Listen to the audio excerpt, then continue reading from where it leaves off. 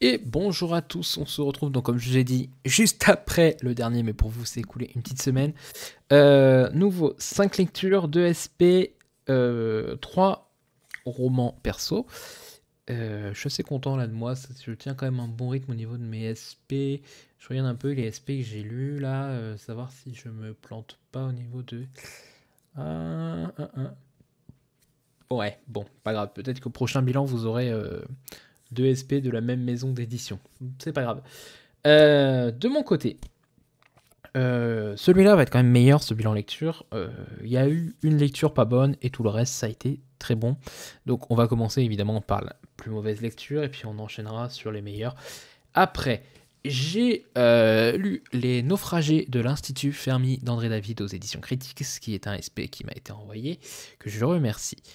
J'ai du coup lu ce livre en lecture commune avec Armance et avec Lully, qui à l'heure actuelle, Armance n'a toujours pas fini de le lire, donc je pense qu'elle nous rattrapera et qu'on fera un débrief un peu plus. Après, on l'a un peu débriefé avec Lully, mais on attend toujours l'avis d'Armance, donc voilà, on va patienter qu'elle le lise. Donc, dans ce roman, on va suivre l'Institut Fermi. Il faut savoir que la théorie de Fermi existe vraiment dans la vraie vie. La théorie de Fermi, elle dit qu'en gros, si actuellement on n'a toujours pas rencontré d'espèces intelligentes, extraterrestres intelligentes, c'est parce que toutes les espèces intelligentes finissent par s'autodétruire avant de rencontrer une autre espèce. Sur ça, voilà, c'est une théorie, est-ce que c'est vrai, est-ce que c'est pas vrai? Pour le moment, on n'a toujours pas rencontré d'espèces et on s'est toujours pas autodétruit. On commence mais on n'y arrive pas encore. Donc, voilà, donc ça c'est la théorie de base, il faut le savoir avant de commencer le livre. On va suivre du coup Louis, qui est au XXIVe siècle, qui travaille pour essayer d'empêcher la théorie de Fermi de se produire. Donc lui, il voyage dans le temps grâce à son esprit. Comment il fait? En gros, il se met dans une cuve, il fait un peu à la Assassin's Creed, pour ceux qui connaissent le jeu vidéo.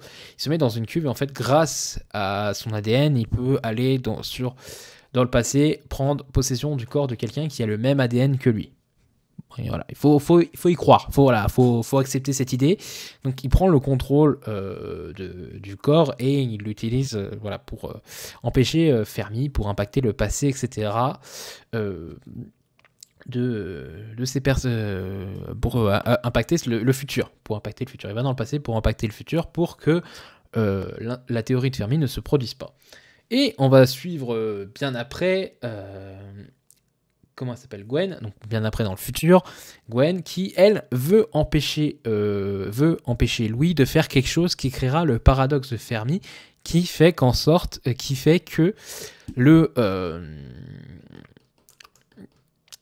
son présent est complètement pourri. Voilà, que en gros, Louis aurait fait quelque chose qui fait que le futur est devenu pourri, et c'est dans le présent de Gwen. Donc Gwen, elle, va voyager pour empêcher Louis de faire ce qu'il veut faire. Voilà. En gros, c'est le résumé simple. C'est pas facile à résumer, mais j'essaye. Donc, on va suivre ces deux personnages dans leurs deux temporalités différentes. Je n'ai pas du tout aimé ce livre. J'ai trouvé que les textes étaient trop lourds. J'ai trouvé que ça manquait de relecture. C'est un premier roman, attention, je tiens à le dire comme c'est un premier roman. Je trouve que ça a manqué d'écriture, que c'est trop haché, que c'est trop facile par moment, que c'est même incohérent parce que André David va vous expliquer quelque chose qui pour moi est tout à fait vrai, qui du coup va faire que à la fin il se donne tort. Donc si tu expliques comment fonctionne le temps mais qu'après tu fais n'importe quoi, ça ne marche pas. C'est-à-dire que tu fais Endgame, donc le film Marvel Endgame avec les Avengers, c'est-à-dire qu'ils disaient on peut pas voyager dans le temps parce que ça, et en fin de compte ils le font. Donc voilà, donc les naufragés de l'Institut Fermi, c'est pourquoi ça. Ils disent on peut pas faire ça, mais on le fait quand même. Donc il y a un gros problème pour moi à ce niveau-là, au niveau du scénario. Il y a beaucoup de choses qui ont fait que ça l'a pas fait. Genre par exemple, je vous donne un exemple tout bête qui est dans le livre, mais je trouve que le texte est trop lourd de simple fait parce qu'il dit par exemple qu'un personnage va boire son thé. Donc pour qu'il boive son thé, et donc un récit normal dirait un tel boit son thé. Voilà.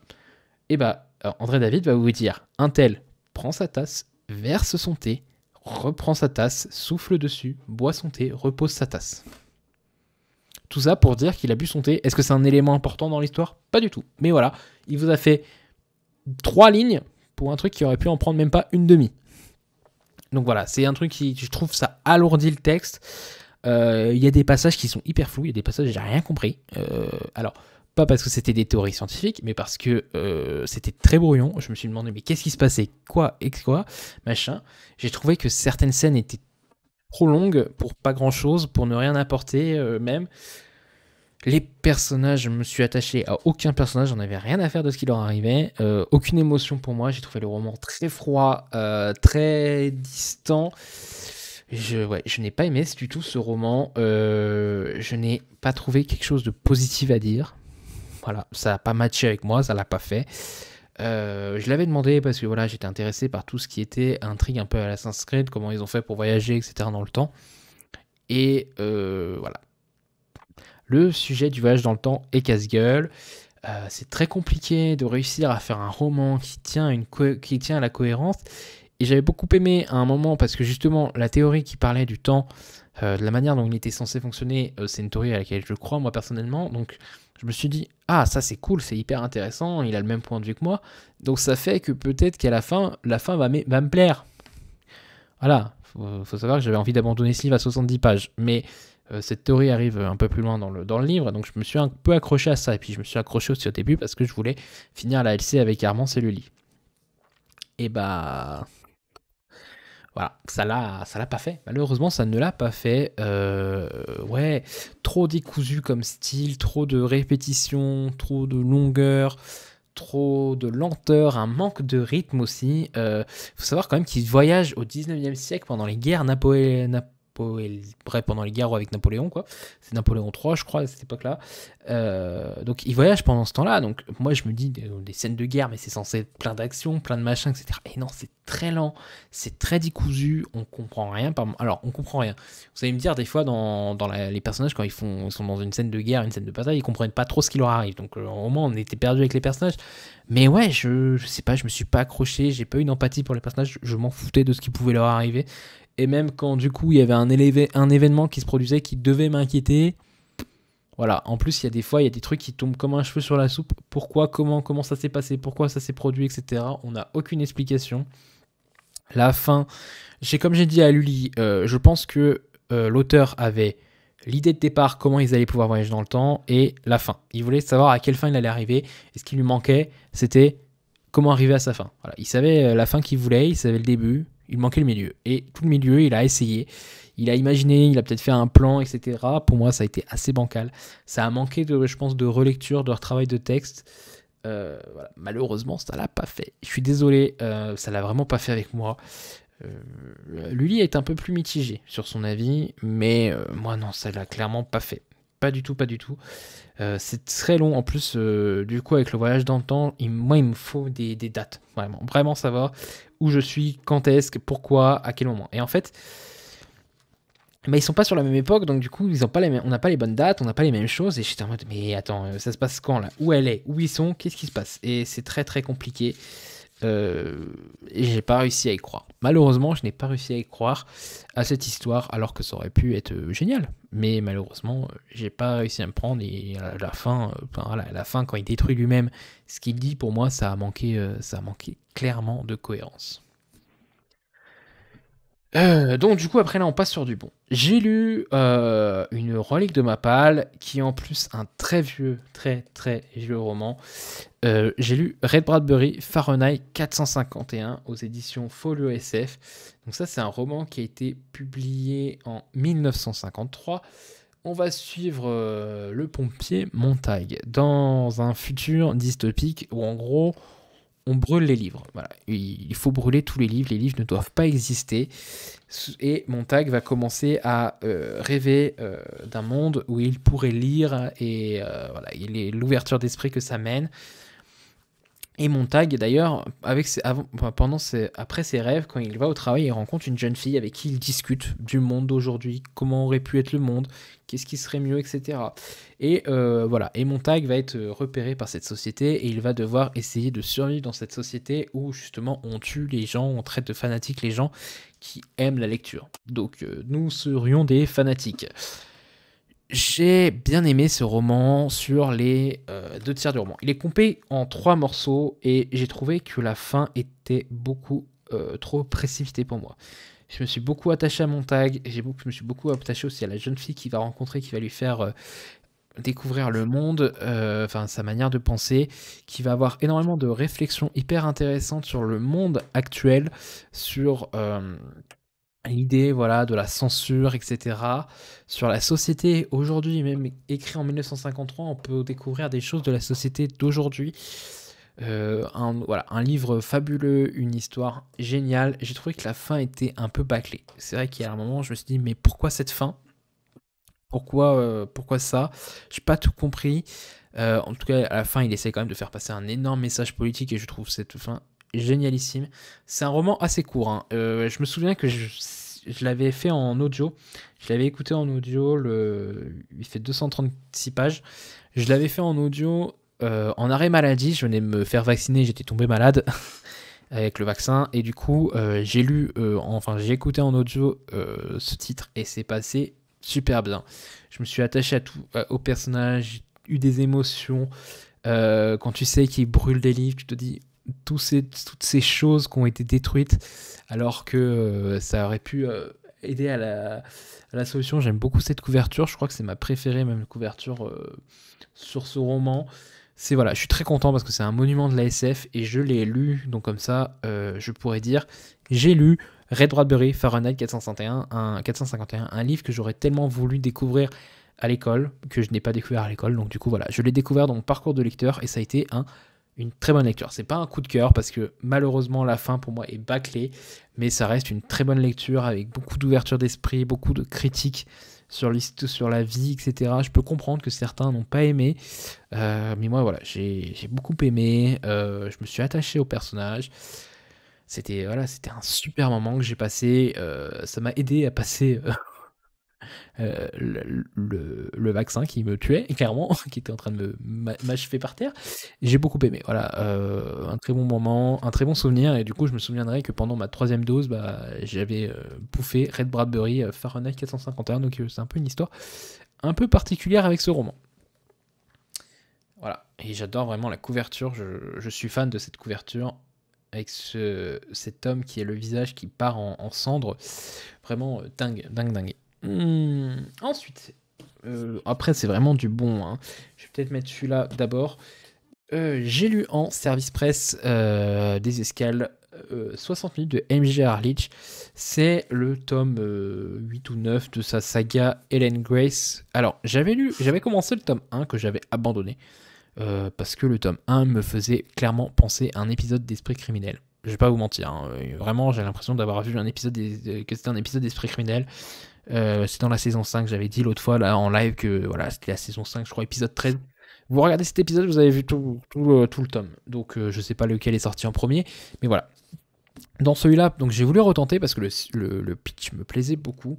On va suivre un groupe d'adolescents qui avait un groupe d'adultes, mais quand ils étaient adolescents, il leur était arrivé quelque chose. Ils participaient à une course et en fait, à un moment, il y en a une qui a été blessée et ils ont dû s'arrêter dans une ferme. Malheureusement, la ferme était habitée par un psychopathe et des choses se sont produites. Donc 10 ans plus tard, c'est ça, une dizaine d'années plus tard. Un parmi le groupe va recevoir un message qui lui dit tu vas mourir dans 60 minutes. Donc évidemment, canular ou pas, on ne sait pas. Sauf que 1 heure plus tard, il est mort. Voilà, on retrouve son corps le lendemain et une personne qui fait partie de ce groupe reçoit le lendemain le même message, dans 60 minutes tu vas mourir. Donc on comprend que voilà, il se passe quelque chose, c'est sur ce groupe d'amis qui a vécu l'enfer. Est-ce qu'ils ont tout dit, est-ce qu'ils ont tout raconté, est-ce qu'il n'y aurait pas de secret? Comme j'avais dit à Caro, parce que je l'ai lu en lecture commune avec Caro, quand moi j'ai lu le résumé, je me suis douté de la fin. Je me suis dit, bon, ça va être ça la fin, il peut me surprendre, mais on va voir, ça va être ça la fin. Et j'avais raison, c'était ça la fin. Mais c'est pas grave, j'ai quand même passé un bon moment avec ce titre. C'est ce que j'appelle plus communément le thriller préservatif, c'est-à-dire, tu le lis, tu passes un bon moment, et puis après tu l'oublies. Parce que voilà, ça va pas me marquer, c'est du thriller très divertissant, ça se lit très vite avec une fin hollywoodienne. À la fin, ça saute de toi en toi en course-poursuite. Bref, ça fait très, très film hollywoodien. Voilà, je peux pas dire le contraire, j'ai passé un bon moment, j'ai bien aimé, mais est-ce que dans 3 mois je m'en souviendrai? j'en suis pas sûr. Mais voilà, ça se lit bien, ça se bouffe. C'est un thriller pas du tout gore, donc je peux le conseiller à ceux qui veulent commencer le thriller. C'est un thriller très abordable, très fluide. Donc du coup, comme je vous ai dit, c'est le tome 8 ou 9 de la saga, ça m'a pas du tout dérangé. Alors il me manquait un peu des relations avec les personnages, mais au fil du temps, il les explique. Donc voilà, c'est un... Pour tout vous dire, il fait même pas 500 pages et il y a plus de 130 chapitres. Donc voilà, c'est des chapitres extrêmement courts, on les lit très vite, ça se bouffe, ça se dévore, on veut savoir la suite, on veut savoir si je voulais savoir si j'avais raison, surtout, voilà, savoir si j'avais bien deviné la fin, voilà, c'est efficace. Si vous voulez tenter, je pense que ça peut se faire, c'est hyper abordable, on a beaucoup de choses. Qu'est-ce que j'avais mis en post-it, vite ouais, voir. Et donc ça, je comprends, donc ça c'est encore un truc qui m'a fait penser à Esprit criminel.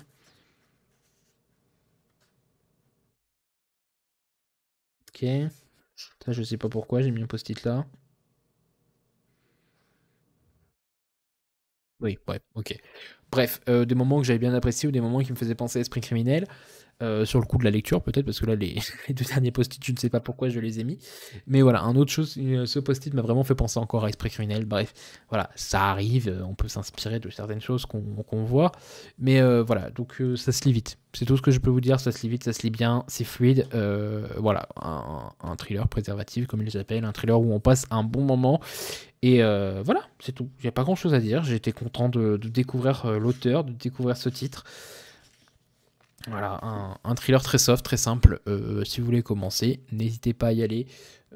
Ça se bouffe vite, très vite. Voilà, pas d'autre chose à dire. Malheureusement, c'était bien, mais j'ai pas d'autre chose à dire. Et avec Caro et Céline, du coup, on a lu, donc Céline Lecture, on a lu aussi un roman de fantasy euh, qui a beaucoup été, on a beaucoup entendu parler pendant sa sortie. Le tome 2 est sorti juste après, d'ailleurs on l'a lu juste avant la sortie du tome 2, donc je pense qu'on va bientôt se faire le tome 2. C'est L'Empire d'écume d'Andrea Stewart aux éditions Big Bang, le tome 1, La fille aux éclados. Un roman qui, au début, j'étais assez sceptique parce que j'étais persuadé que c'était une duologie. Et à la fin de la lecture, quand j'en ai parlé avec les filles, elles m'ont dit non, non, c'est une trilogie. Et là, je comprenais mieux parce que j'étais assez sceptique, parce que dans le tome 1, elle pose beaucoup d'enjeux. Andrea Stewart, donc qui est une autrice, c'est ça, c'est une femme, je crois, qui, du coup, elle va poser beaucoup d'enjeux. Et je me suis dit, mais comment elle va tout résoudre en 2 tomes? Bon, bah, du coup, elle en a 3 pour tout résoudre, donc c'est tout à fait possible. Dans ce roman, on va suivre Lynn, qui est la fille de l'empereur, et elle a subi elle a été contaminée par une maladie, et cette maladie lui a fait perdre la mémoire, et donc du coup, elle est un peu embêtée, parce que du coup, ça va être compliqué pour elle de devenir l'impératrice. Avec la mémoire en moins, son père a plus du tout confiance en elle, etc. Donc il essaye de faire en sorte qu'elle retrouve la mémoire avant qu'il décède. Et d'un autre côté, on va suivre Boris qui lui voyage d'île en île. C'est un peu un corsaire parce qu'il cherche à retrouver sa femme qui a été kidnappée par un bateau pirate. Donc lui, il fouille les îles, etc. pour retrouver sa femme. La petite particularité de ce monde, c'est que ils ont la magie des os. C'est-à-dire qu'ils récupèrent un bout d'os de l'oreille et ils s'en servent pour créer des créatures avec la magie. Donc on peut créer des chats, mais des monstres un peu difformes, etc. avec ces bouts d'os, et c'est l'empereur qui le fait. Donc il y a souvent une cérémonie à partir d'un certain âge où tous les enfants doivent subir. Le problème, c'est que c'est une opération très risquée parce que du coup, beaucoup d'enfants décèdent aussi de cette opération. Et il faut savoir que cette magie, elle est un peu à double tranchant parce que quand l'empereur utilise les os, les os OS, hein, de ses serviteurs, voilà, c'est ça, c'est pas vraiment serviteurs parce que c'est, comment on appelle ça, ceux qui travaillent dans un royaume, j'ai oublié le nom de son peuple, voilà, il utilise les os de son peuple, et ben la personne à qui l'os est utilisé, en fait, au fur et à mesure que le monstre vit, et ben le monstre lui pompe son essence, voilà, il pompe l'essence de la personne à qui on a retiré l'os. et j'ai trouvé l'idée assez originale. La fin, on part carrément sur un truc un peu chelou même. C'était hyper intéressant, toute cette idée en plus du coup que Lynn en cachette, elle essaie de trouver des clés pour ouvrir les portes du palais, pour le découvrir de plus en plus et apprendre la magie d'Oz de son côté, elle-même pour retrouver un peu la confiance de son père. Voilà, j'ai beaucoup aimé. On enchaîne les chapitres entre Lynn, Boris et d'autres personnages qui vont être développés au fur et à mesure. Évidemment, à un moment, tous ces personnages vont se regrouper. Voilà, j'ai beaucoup aimé cette histoire. J'ai hâte de lire le tome 2. C'est vrai que j'avais été assez sceptique, je me souviens pendant ma lecture, j'étais en mode mais comment elle va faire pour résoudre toutes ces intrigues qu'elle lance au fur et à mesure du roman. Donc elle arrive à en résoudre quelques-unes dans le tome 1, donc évidemment. Mais je me suis dit, mais en 2 tomes, ça va être chaud de tout résoudre sans vraiment bâcler. Et heureusement que du coup, Céline et Caro, je l'ai lu avec eux, parce que là, j'aurais été un peu plus mitigé avec elles. Du coup, elles m'ont dit qu'il y avait un 3e tome. Donc du coup, j'ai hâte. J'ai déjà le 2e tome dans ma palle. En plus, moi, j'ai la version hardback. Et le tome 2 aussi, j'ai la version hardback. D'ailleurs, hop, j'en profite pour vous montrer l'intérieur qui est juste sublime. Voilà, donc ça va être à suivre. J'ai hâte de lire la suite avec les filles. Je crois qu'on avait dit mai ou juin. Je sais plus quand est-ce qu'on avait vraiment dit. Mais voilà, l'Empire d'écume de Andrea Stewart, le tome 1. Et ça fait un peu, ça change aussi un peu de la fantaisie asiatique. Hein. Ça fait plaisir.